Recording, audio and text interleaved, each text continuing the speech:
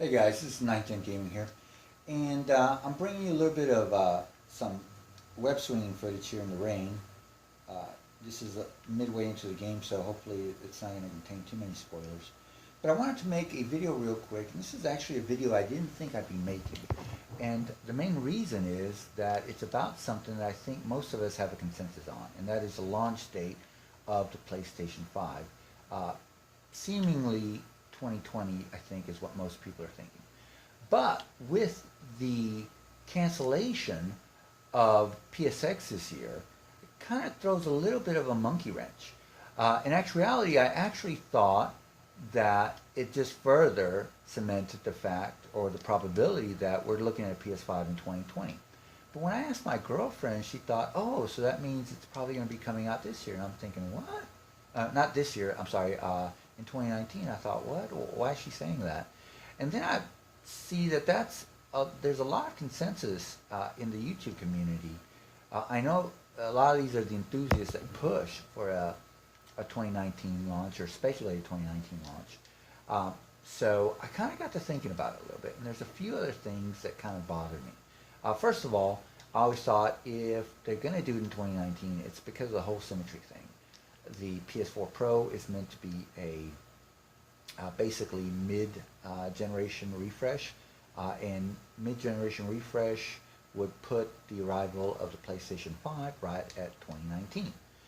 But if you look at all the software lineup and their momentum, it actually looks like the marketing potential for the Olympics and the 25th anniversary of the North American launch in early, I think it's September 9th, then a 2020 release date makes a whole lot more sense, not to mention the whole economics of the 20 nanometer plus, or 17 nanometer, or 7 nanometer plus, I should say. Not to mention a few other factors for scaling and memory and whatnot, hard drive, and everything coming down basically if you put it off. The availability and the economic feasibility of technology as time goes by.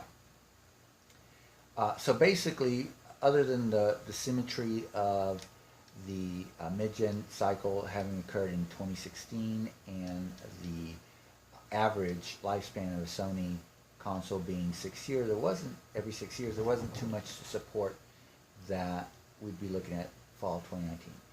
But when you think about it, the cancellation of PSX could mean two things. It could mean that, hey, we've got all our ducks in a row, we've got plenty of software. We're looking at 4 major titles that I can think of right off the bat. Ghost of Tsushima, Days Gone, The Last of Us 2, and Death Stranding. In addition to that, you've also got titles like MLB, you've got Dreams, and Final Fantasy VII Remake. And there's going to be the obligatory smattering of independent titles that I'm not even sure of. I'm sure some of you guys might be able to name it. So from a software perspective, yes, Sony did show their hand early in order, I think, to create a greater disparity between them and Microsoft on the software front, which I think has worked amazingly for them. And there's no real need. And Michael Pachter is reported to have said that the reason they're not doing it is mainly because they want to cut costs. And while there may be some truth to that, I don't necessarily think that's necessarily the case. If anything, showing up to PSX unarmed is going to create more of a disparaging factor or presence in their marketing than something good, because people are going to be, where's the software? Where's the software? Well, the software's coming. They've already announced it. That's the thing. And we've been getting steady releases this year. 3 major ones I can think of right off the top of my head. I know there's others, but God of War, Detroit Become Human, and of course the game we're playing right now, Spider-Man. So why then is this kind of nagging me a little bit, making me think that we may see the PS5 in 2019? Obviously, I just bought a PS4 Pro not more than, or a little bit less than a year ago. So it hasn't even been a year, and I've got a Pro. So I think anybody who just bought new hardware is going to be biased towards having that, not software, hardware. It's going to be biased towards not having that hardware rendered obsolete right away. But the main reason I'm biased against it, is obviously I want to see the most powerful PS5 possible at a price that most people are going to be willing to pay for, which is probably going to be around the $500 mark.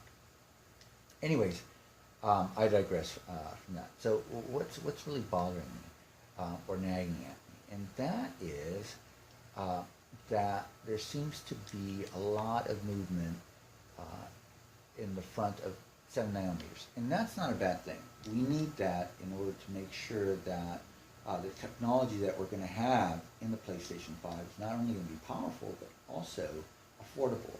But when AMD announces that they're going to be showing CPUs and GPUs next gen that move the bar forward at CES, then you think to yourself, well, how much time do they need to make this stuff affordable? So are they showing it off so they could release it further on down the road in the year? Well, if that's the case, then 2020 is still probably a good bet. But if this is something that is going to be basically released within a month or two of the CES reveal, then we're looking at a different story. It is then plausible that they could have something ready by fall of 2019. Again, you have the whole manufacturing process and everything like that to look at, so that may not be the case. But one of the things that I think kind of got me thinking, and this is the one thing that I think all of us would think to ourselves, wait a minute, something's happening, is when it was confirmed that Warner Brothers is actually making the Harry Potter video game. Now, I'm not sure how many of you guys seen this Harry Potter game. I'll probably make an individual video regarding it. But it's absolutely incredible, and I have a hard time believing that this would not be a next generation game. Now, it could very well be just an incremental increase. It seems like every year we get an incremental increase in quality of what these machines can do, that I guess by the end of the generation are going to make them look like a generation ahead from where we started, which, to be fair, this year they got a little bit of extra help with that with the next gen refreshes. But, so could this just be that incremental increase, or is it something different? And one of the things that make me think that it could very well be a full-blown next-gen title is the fact that, A, it's open world, and the rendering targets, the rendering quality in and of itself seems unlike anything that we've seen to date. There is a look to games, even if they're cleaner, even if they're nicer, even if they're more realistic, there's still this look that these games have that lets you know we're still within the same neighborhood. Maybe a nicer side of that technology neighborhood, but we're still within the same 8th generation. There's something that kind of breaks the mold with this Harry Potter game. So those things combined got me thinking that, well, we may actually be seeing a PlayStation 5, or there's at least that remote possibility.